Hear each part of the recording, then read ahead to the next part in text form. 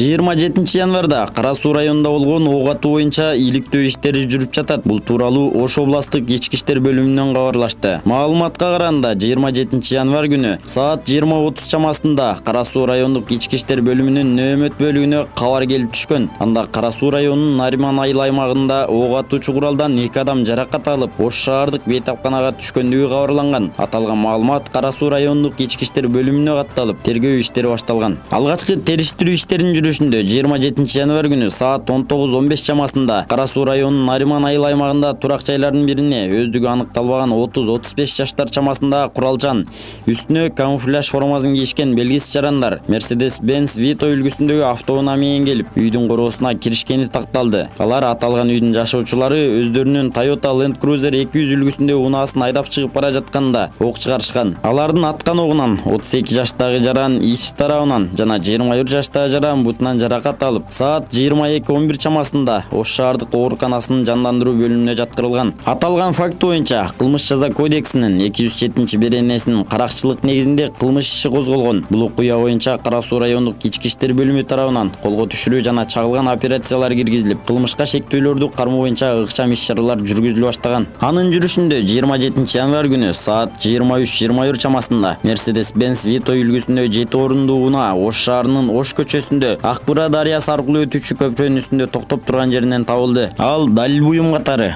Ош облустук ички иштер башкармалыгынын короосуна токтотулду. Учурда ок атып, изин жашырып качып кетишкен белгисиз адамдарды кармоо боюнча ыкчам иштер улантылууда. Жогорку кеңештин жыйынында депутат Марле Маматалиев Кыргызстанда унаалар боюнча маселени көтөрдү. Депутат 2020 жылдан баштап бажы шени кескин түрдө кымбаттаганын, Кыргызстанга кирген унааларга бажы пошлинасынын баасын төмөндөтүү керектигин айтты. Депутат өз сөзүндө бүгүнкү күндө кризис болуп жатат. Орусиядан унаа заводдору кетип калып, алар керек болсо бизден алып кетип жатышат. Унаа бул керектүү нерсе, үй бүлөнү бага турган нерсе. Жөнөкөй эле 100 000 сом турган Тико унаасы азыр 500 000ге чыкты. Оңрулдуу унааларга уруксат бербей жатасыздарбы? Анда сол урулдууларга бажы пошлинасын жеңилдетип бергенге сураналды. Бул жөнөкөй эле элге керек, байлар өздөрү эле алып келип алат деп билдирди Маматалиев.